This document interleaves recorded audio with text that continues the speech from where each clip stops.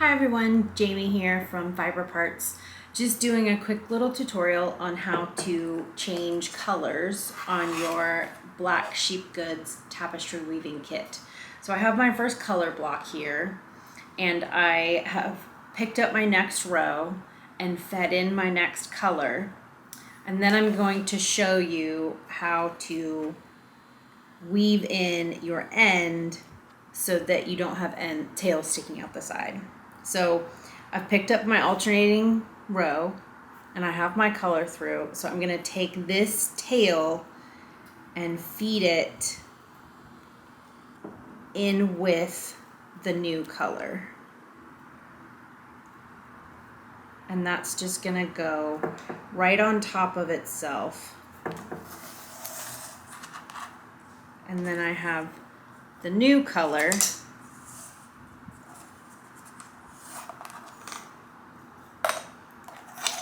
And then you just brush it down.